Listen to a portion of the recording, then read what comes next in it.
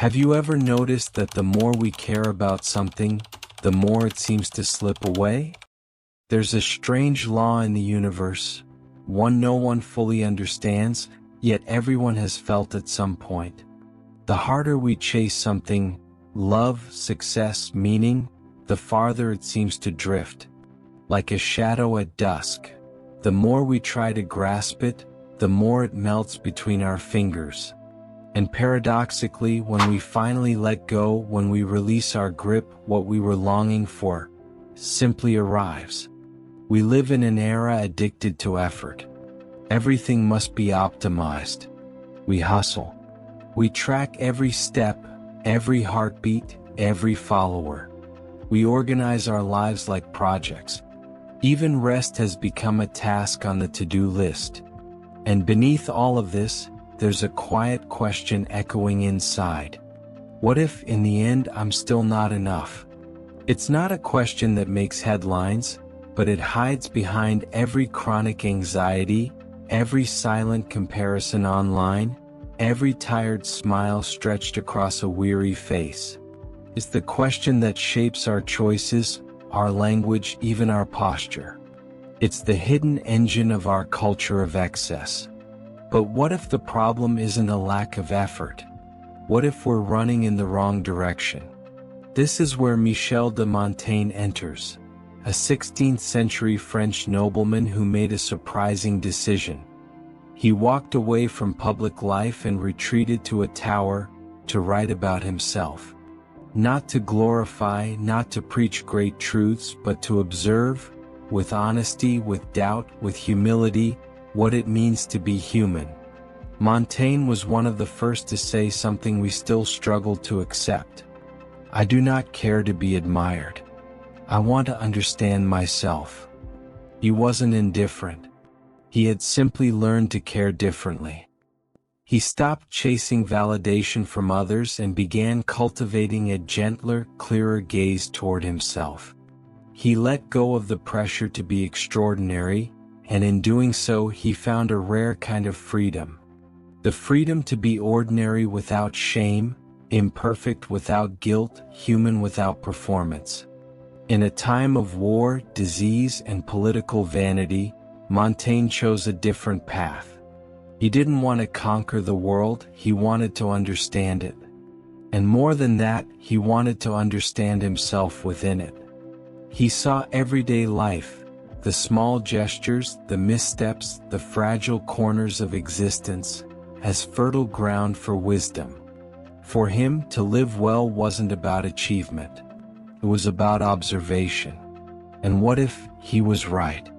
What if peace isn't found in gaining more, but in wanting less? In caring less, not out of apathy, but out of clarity? In finally letting go of the weight of needing to be someone great? Today we're taught that success comes from control, from perfect discipline, from the flawless image, from the 5-year plan. But look closer and you'll see. The more we strive to control everything, the more exhausted we become. Anxiety grows. Frustration becomes the norm. And meaning quietly slips away. When was the last time that caring too much actually made you feel better? Caring is human. But caring too much, about appearances, about approval, about outcomes, can be a subtle form of self-destruction. It makes us rigid, anxious, uncertain. We live on constant alert, as if everything might collapse at any moment. And in a way, it might, because we've built our lives on the illusion that we're in control. Montaigne reminds us of something essential. Life is not a resume. It's not a display case. It's not a straight line of victories. Life is strange. It's ambiguous, unpredictable, full of contradictions. And the more we try to force it into a perfect mold, the more it slips away. But when we learn to stop, not living but forcing, something inside us begins to settle. To stop caring in the right sense is to loosen our grip on control, is to care without obsession, to act without clinging to the outcome, to be honest even if no one applauds you for it, To not always need to be right or attractive or happy or productive. And that's when something shifts. When we stop trying to seem interesting, we become authentic. When we stop chasing love, we begin to love with presence. When we stop proving our worth, it begins to shine, effortlessly, quietly, without a stage. Montaigne didn't invent this paradox. He simply lived it, with rare clarity. And in doing so, he left behind something precious. Not a life built on conquests but on awareness. A life not aimed at defeating others, but at having a conversation with the soul.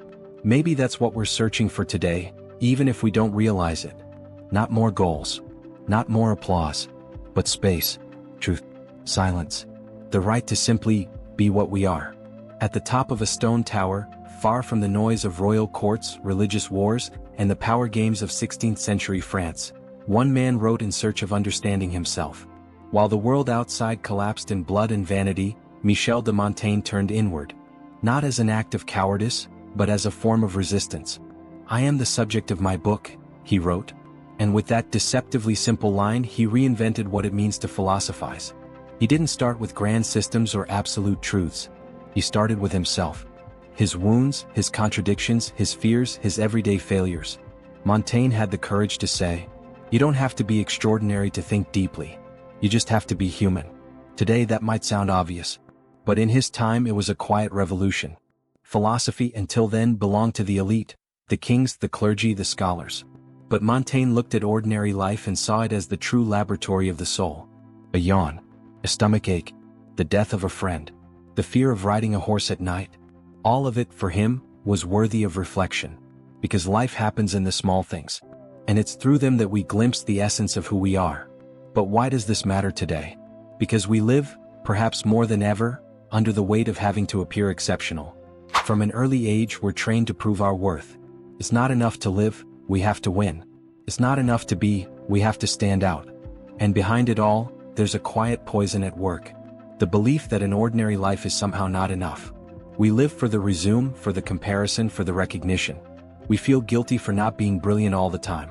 And in doing so, we slowly drift away from ourselves. Montaigne walked the opposite path. He could have pursued a political career, led armies, gathered honors. Instead, he chose to withdraw, literally. He built a library in his tower, where he spent years writing about himself and the world. And in that process he rediscovered something essential. The dignity of an ordinary life. The freedom Montaigne found didn't come from abandoning the world, but from abandoning the need to appear important. He realized that the more we obsess over the image we project, the less space we have to truly inhabit who we are. To be ordinary for Montaigne was not to fail. It was to return to the beginning. To step off the stage and sit quietly with the soul, no script, no mask. To stop building an idealized version of the self, and begin listening to what lives beneath the noise. Ironically, in doing so, Montaigne became one of the most influential thinkers in history. But that was never his goal, and perhaps that's exactly why it happened. He didn't write to impress. He wrote to survive. To make sense of the chaos. To face death, loss, and fear with a little more clarity. And that's why his words still move us. Because they're real. Because they come from someone who let go of the performance. And chose instead to simply be. In our modern world, where life has become a digital stage and comparison never sleeps, Montaigne's gesture feels almost heroic. He reminds us of something we've forgotten. Authenticity doesn't need applause. Depth doesn't need a spotlight.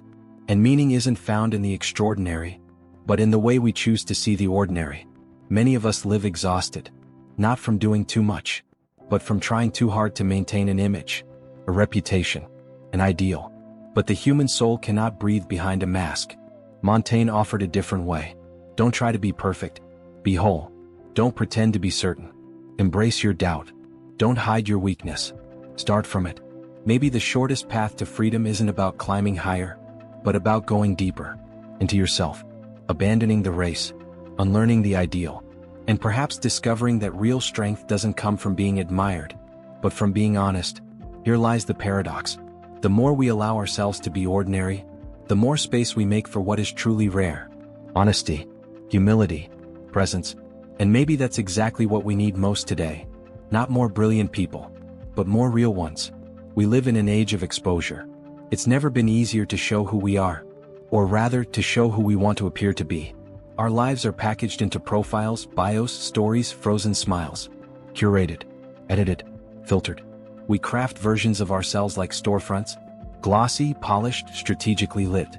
But what happens when we start believing more in the storefront than in the person standing behind it? The answer doesn't scream, but it echoes, quietly and painfully. Anxiety, comparison, a constant sense of not measuring up, a quiet fear of being found out. And this is where we return to Montaigne.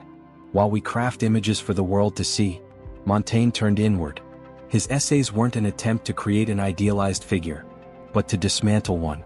He wrote about his laziness, his vanity, his irrational fears. He wrote about how small he felt in the face of death, how often he changed his mind, how he couldn't even control his own body. "I portray myself whole and naked," he said. No metaphors, no heroism. And that kind of nakedness is still revolutionary, because in contrast we fear true exposure. We prefer curation over confession, the persona over presence, consistency over contradiction. But when we build our identity around an image, we enter into a dangerous bargain. We give up the freedom to be imperfect. We become prisoners of an ideal version of ourselves, one that was never fully ours to begin with. Modern psychology echoes this warning. Canadian physician and thinker Gabor Mate speaks of the false self, a personality constructed in childhood to gain acceptance, to avoid rejection, to adapt to the needs of others. And sometimes, that false self becomes so convincing, we forget who we are behind it. The result? We live as if we're always performing. We fear silence. We fear mistakes. We fear not being interesting enough. And that's where the exhaustion begins. Because there is no rest when your existence must constantly be validated. Montaigne, on the other hand, offers the opposite path. To build yourself from within. Not to impress, but to understand. Not to become someone, but to become whole. Montaigne understood something many still struggle to grasp. The search for approval is a bottomless well. Today we have algorithms that show us this in real time. Likes, views, engagement. Each like is a small dose of belonging, a subtle promise that if we keep pleasing others, maybe we'll finally be accepted. But accepted by whom exactly? That's not a rhetorical question. We shape ourselves to please invisible audiences. We become characters in a story we're no longer sure we chose. And in the process we begin to lose sight of who we really are. The paradox is brutal. The more we try to appear confident, the more insecure we become. The more we try to appear free, the more dependent we are on outside validation. The more we try to appear happy, the deeper we sink into unspoken silence.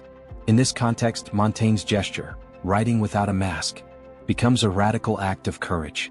He teaches us that true strength is found, not in what earns applause, but in what dares to exist without it. That self-knowledge doesn't begin with building a better version of yourself.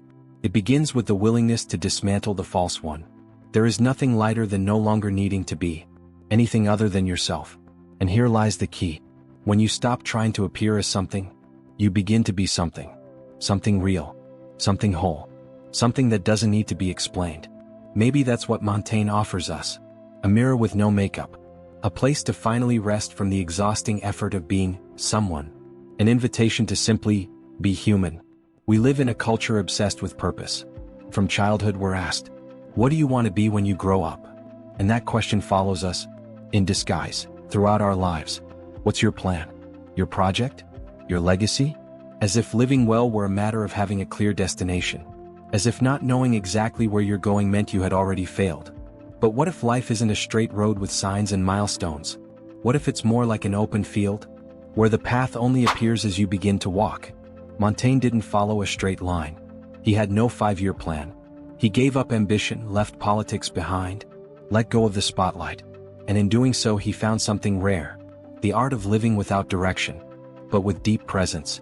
His days were filled with reading, walking, writing, conversations with friends, and long moments of silence. No urgency to leave a legacy, no pressure to be remarkable, just the quiet, radical act of being fully alive, in the ordinary. No desire to change the world, just the quiet, steady commitment to stay awake within one's own existence. Today that almost sounds unthinkable. We're taught to chase a great purpose, a life mission that will give everything meaning. And when we can't find it, we feel lost, insufficient, left behind. But often this search isn't for purpose itself. It's for relief. Relief from the chaos. Relief from the feeling that we don't matter.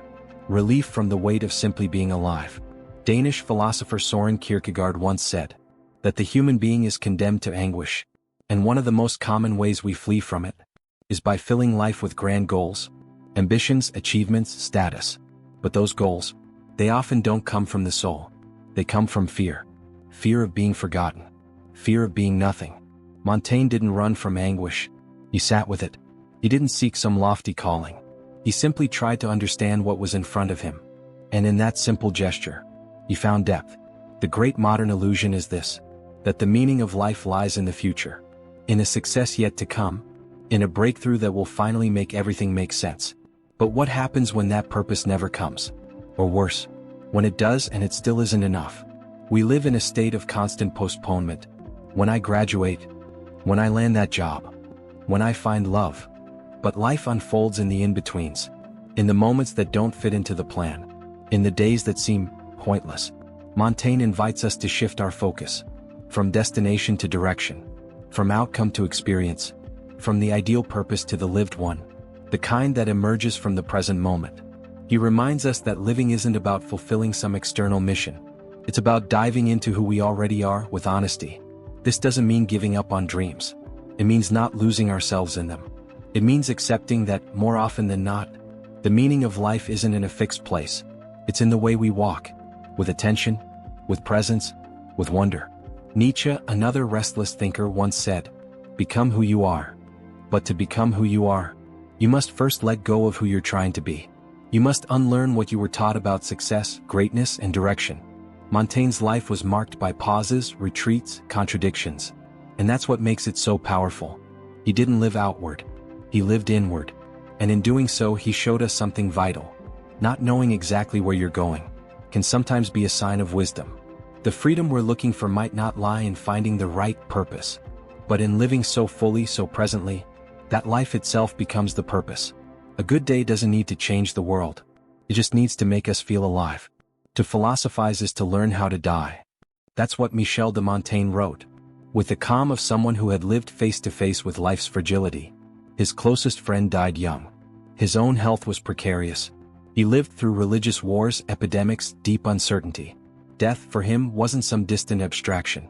It was a constant presence, quiet but firm. And paradoxically, that presence didn't paralyze him. It set him free. Montaigne believed that much of human suffering comes from our desperate effort to deny death. We live as if it isn't there, as if it only happens to others. The old, the sick, the ones who've already lived. But as he wrote, death belongs to us just as birth does. It isn't an interruption of life. It lives within life. And only when we face it, directly, without running, do we begin to live with more truth. The modern world, however, teaches the opposite. We're trained to postpone, distract, avoid the end. We build routines that keep us too busy to think about death. We worship youth, performance, artificial eternity. We speak of longevity as if it were a shield against reality. But ignored, the fear of death transforms. It disguises itself as perfectionism, as control, as anxiety. We measure time by productivity. We cling to small achievements as if they were anchors against the void. And ironically, the more we run from death, the more it haunts us, not as an event, but as a feeling. The quiet sense that something essential is being lost, even while we're still alive. Viktor Frankl, psychiatrist and Holocaust survivor, once said that the awareness of death is the root of responsibility. Knowing that time is limited forces us to choose with more courage. It pushes us toward authenticity. It invites us to make life worth living, not through grandeur, but through presence. Montaigne saw death as a teacher, not an enemy, but a kind of silent companion. He believed that those who learn how to die also learn how not to submit, because much of what we endure, the pressures, the roles that don't belong to us, the quiet compromises, only hold power over us because we're afraid of losing. But the one who looks death in the eye learns to live with greater lightness, because they finally understand. Everything is temporary, even suffering. But what if death isn't the end, but the measure? The mirror that shows us what truly matters. The filter that separates the noise from the essence. Imagine living each day knowing that any conversation could be the last. That every morning is a gift, not a guarantee. That every choice carries both weight and freedom. This doesn't have to bring anxiety. It can bring clarity. Because death doesn't steal meaning, it reveals it. Montaigne, for instance, once said he hoped to die, seated on his saddle, riding his horse, in the middle of the road, living. And that's almost exactly how it happened. He didn't wait for death in terror, nor did he rush to meet it. He waited for it like an old acquaintance, with the dignity of someone who neither worships nor denies, but simply accepts. And that changes everything. When death is accepted, life changes in texture. The demands dissolve. The urgency loses its grip. The vanities shrink. And something softer, quieter begins to take shape. It's not resignation. It's clarity. The kind of courage that lets us live without masks, without hollow promises, without chasing shadows. The courage to be honest about the time we have, and to use it for what truly moves us. Maybe the true purpose of life isn't to leave behind a name, a body of work, a legacy. Maybe it's to live with such presence, such honesty, such deep humanity, that even death, when it comes, finds in us someone who didn't run from life. And so we return to the question that brought us here. What if everything starts to fall into place? When you stop trying so hard to make it work? It sounds counterintuitive, as if not caring so much were a kind of giving up. But maybe it's not surrender. Maybe it's release. Because what we often call caring is really a coded word for controlling. And control, our great modern idol, doesn't create freedom. It creates tension. It whispers, if you're good enough, if you're strong enough, if you never mess up, everything will be fine. But life doesn't work like that. Life is, by nature, unstable, imperfect, uncontrollable. And the more we try to master it, the more it slips through our fingers. Michel de Montaigne saw this with a clarity that still stirs us today. He realized that the obsession with winning, in our careers, in our image, in our arguments, in our egos, is often the very opposite of wisdom. Because the real triumph is not in having more, but in needing less. Not in being admired, but in being true. Not in proving anything, but in sitting with silence, with dignity. The modern world celebrates those who conquer. But there's another kind of greatness, quiet, nearly invisible, that only comes to those who no longer need to conquer. It's the serenity of someone who no longer depends on others for validation, who doesn't measure life in likes, or titles, or applause. Someone who knows that everything solid eventually melts, and still chooses to live beautifully. This serenity doesn't come from apathy. It comes from letting go. It's born from the quiet, mature act of releasing what cannot be controlled, and turning instead to what can. Presence, listening, simple gestures, the daily choice to live with integrity, even when no one is watching. Montaigne teaches us that when we stop caring about what doesn't matter, status, reputation, perfection, something begins to bloom within us, a kind of joy without performance, a peace without noise, a freedom that doesn't follow any script. That's how he lived, without a master plan, without trying to be a hero, simply paying attention to what was alive, within and around him. And because of that, ironically, he became timeless, not because of ambition, but because of honesty. And you? Have you ever considered that maybe what you're missing isn't effort, but space? That maybe you don't need to do more, you just need to let go a little? That maybe not caring so much isn't a failure, but a return? Because in the end, as Montaigne once wrote, life is a continuous practice in learning. And perhaps the most important lesson is this: to accept yourself, fully human, imperfect, and still choose to live with lightness. Maybe the only trophy worth having is the freedom not to need one. If that made you pause, it might be because a part of you needed to hear it. If it touched something inside you, share it in the comments with the words, "I felt the paradox." And if you're searching for more reflections like this, subscribe to the channel. We're only just beginning to unravel the invisible threads of what it means to be human.